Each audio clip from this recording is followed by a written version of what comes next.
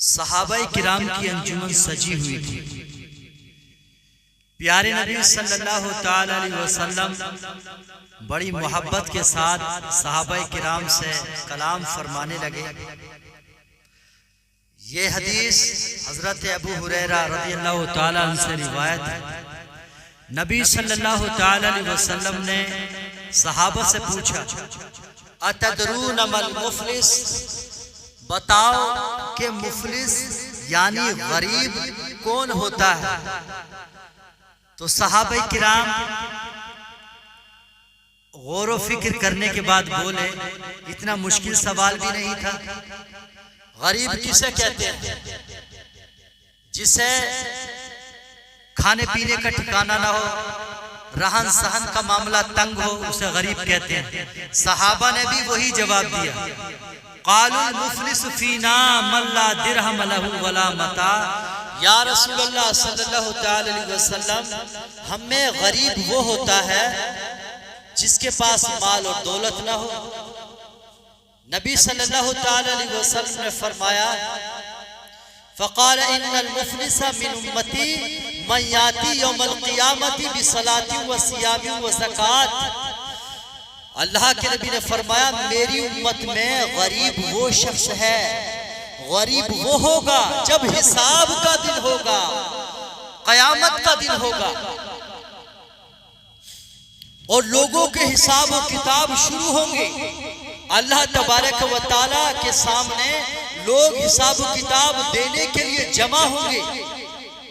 ایسے ایسے لوگ سامنے آئیں گے جن کے پاس نمازوں کے ذخیرے ہوں گے، روزوں کی نیکیاں ہوں گی، حج کا ثواب ہوگا، پھر سارا ثواب ہوگا، مگر وَقَدْ شَتَمَ هَذَا، مگر اس نے دنیا کی زندگی میں کسی کو گالی دیا ہوگا، وَقَذَفَ هَذَا، کسی پر تہمت لگائی ہوگی، کسی کی عزت کو اچھالا ہوگا،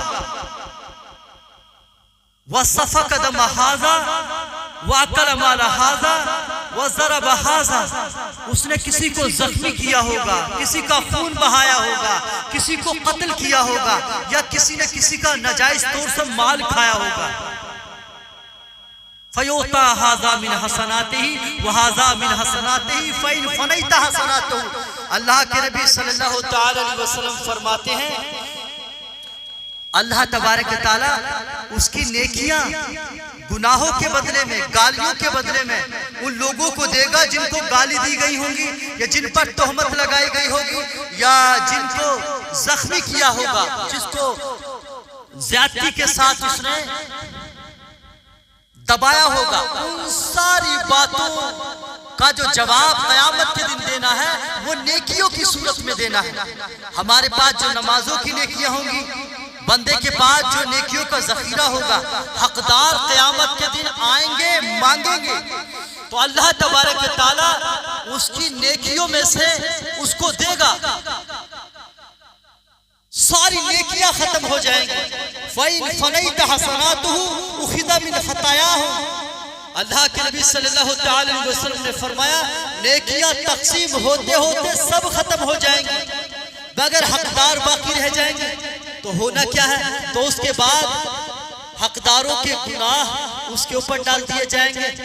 اب اس کے ساتھ کیا ہونا ہے؟ اس مسلمان کے ساتھ ہونا کیا ہے؟ اس نبی صلی اللہ تعالی وسلم کی نافرمانی کرنے والے کے ساتھ کیا معاملہ ہونا چاہیے؟ کیا قادری ہونے کے ناطے اس کو بخش دیا جائے؟ کیونکہ اللہ کے نبی صلی اللہ تعالی علیہ وسلم نے ایسی کوئی پیشین کوئی نہیں فرمائی کہ اگر کوئی کسی کا فلاں کا مرید ہوگا تو کتنے بھی گناہ کرے اسے بخش دیا جائے گا۔ اللہ تبارک و تعالیٰ نے اپنی کتاب قرآن میں کہیں بھی یہ نہیں فرمایا اگر کوئی چشتی ہے، کوئی سہروردی ہے، کوئی نقش بندی ہے، کوئی رضوی ہے، کوئی اشرفی ہے، کوئی ثقلینی ہے، کسی سلسلے سے جڑا ہوا ہے، یا کسی اچھے خاندان سے جڑا ہوا ہے، یا کسی پیر کی اولاد ہے، بڑے حضرت کی اولاد ہے، وہ کچھ بھی کرے باپ کے صدقے میں بخش دیا جائے گا۔ اللہ کے نبی نے ایسا کچھ نہیں فرمایا۔ یہ تو ان لوگوں کے من گھڑت بنا ہوئے حکایت کہانیاں ہیں، من گھڑت یہ لوگ لوگوں کے عقیدے بنا رکھے ہیں اپنی دکانیں چلانے کے لیے. نہ قرآن میں ملتا ہے.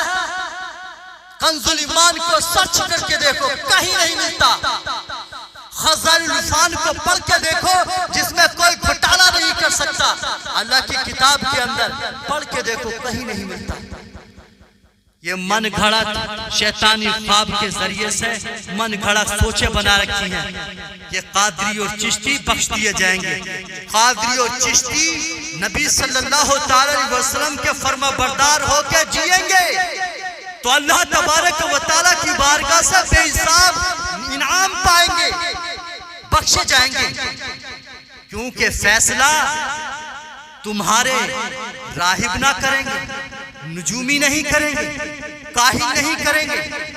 دنیا کے دل دادا, دنیا کی محبت میں جینے مرنے والے, اللہ اس کے رسول کی نافرمانی کرنے والے, وہ لوگ فیصلے نہیں کریں گے کون جنتی ہے کون جہنمی ہے. اللہ کے نیک بندوں کو اللہ تبارک و تعالیٰ کی کتاب کا یہ وظیفہ یاد ہونا چاہیے. جو اللہ سے محبت کرنے والے ہیں وہ اللہ سے امید رکھتے ہیں, اس کی رحمت کے امیدوار ہیں, اللہ کا سینے میں ڈر رکھتے ہیں, اللہ کی طرف وہ نیکیوں کا وسیلہ تلاش کرتے ہیں, نافرمانی سے ڈر جاتے ہیں. وہ اللہ کے دوست ہیں, وہ ایمان والے ہیں, وہ نبی صلی اللہ علیہ وسلم کے فرما بردار ہیں. تو یہاں اسی آیت کریمہ میں اور اسی حدیث پاک کے اندر جو بات پیش کی گئی, اللہ کے نبی صلی اللہ علیہ وسلم نے فرمایا فَطُرِحَتْ عَلَيْهِ ثُمَّ طُرِحَ فِي النَّارِ. اللہ کے نبی کا فیصلہ کیا ہے؟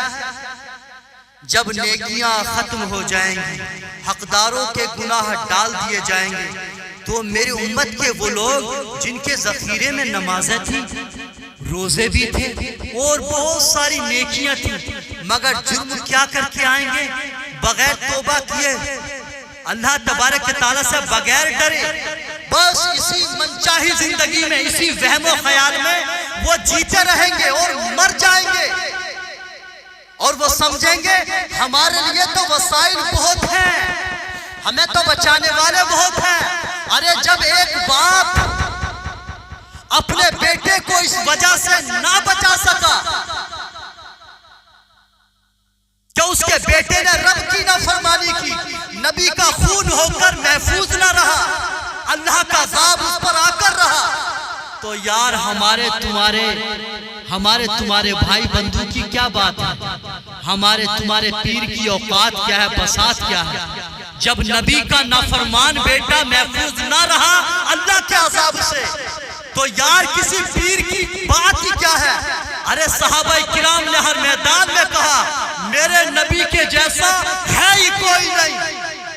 آگے بات تو میں نہیں کہہ سکتا کیونکہ معاملہ مختلف ہو جاتا ہے. جب نبی نے فرما دیا کہ یہ ہوگا تو ہو کے رہے گا, جو فیصلہ رب کرے گا, جو انصاف رب فرمائے گا وہی ہونا ہے. میرے بھائیوں سوچو ذرا, سمجھو ظلم کتنی بڑی نحوست ہے. ہم جو دوسروں کے ساتھ زیادتیاں کرتے ہیں, گالیاں دیتے ہیں, اللہ کے نبی صلی اللہ علیہ وسلم کیا فرما رہے ہیں؟ وہ جہنم کی وادی میں ڈال دیا جائے گا. تو میرے وہ بھائی سوچیں, چاہے وہ ہند کے اندر آتے ہیں جو دین کی دعوت یا دین کی دعوت دیتے ہیں, دین کے ٹھیکیدار بنے ہوئے ہیں, ہم یا مسلک کے ٹھیکیدار بنے ہوئے ہیں, مگر زبان سے بدتمیزیاں, گندے اشارے, گندی باتیں, گندا انداز ان کا ہوتا ہے, چاہے وہ فاروق رضوی کی صورت میں ہو, چاہے سمر عباس کی صورت میں ہو, چاہے وہ مفتی مشاہد کی صورت میں ہو. جن لوگوں کو اللہ اس کے رسول کی بات سمجھ نہیں آتی, نبی کی سیرت سمجھ نہیں آتی, ارے وہ سنی کہلانے کا حق نہیں رکھتے.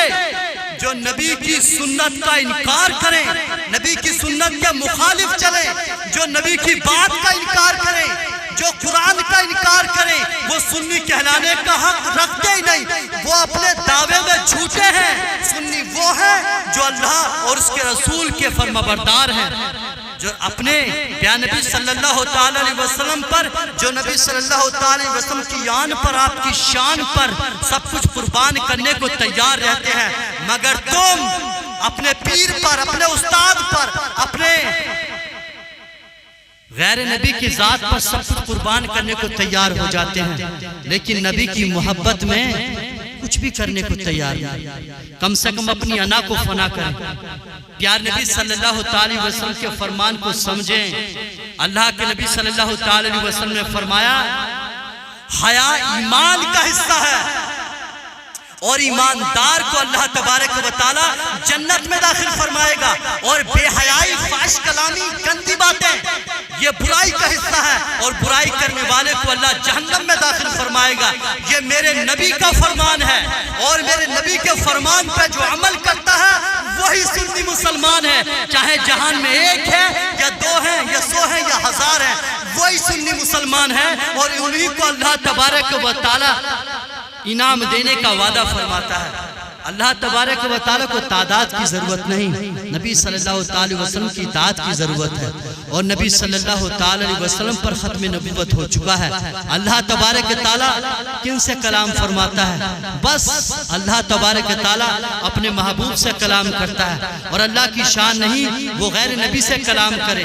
اللہ تبارک و تعالیٰ انبیاء کرام سے کلام فرمائے، اور اللہ تبارک و تعالیٰ نے اپنے کلام کے سلسلے کو پیارے نبی صلی اللہ علیہ وسلم پر ختم فرما دیا۔ یہی ختم نبوت ہے۔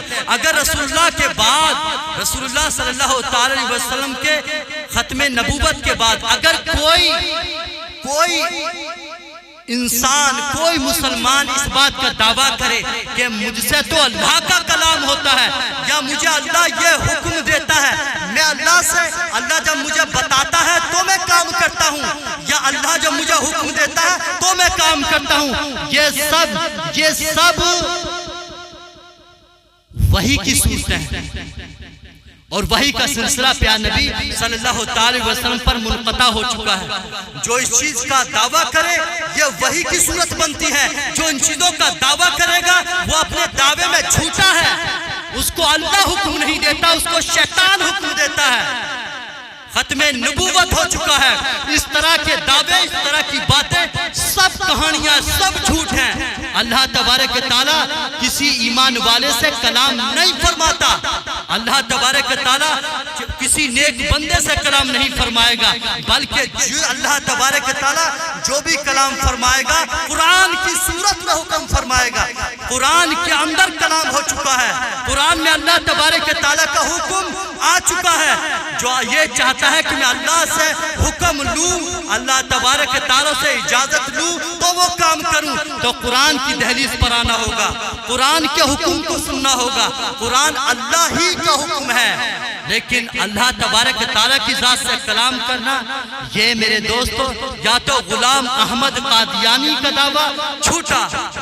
تو میرے عزیز، اللہ تبارک و تعالیٰ کی طرف سے پیغام آنے کا دعویٰ کرنے والا دعوی نبوت کرتا ہے، اور وہ اپنے دعوے میں جھوٹا ہے، وہ لعین، وہ شیطان، وہ مکار ہے۔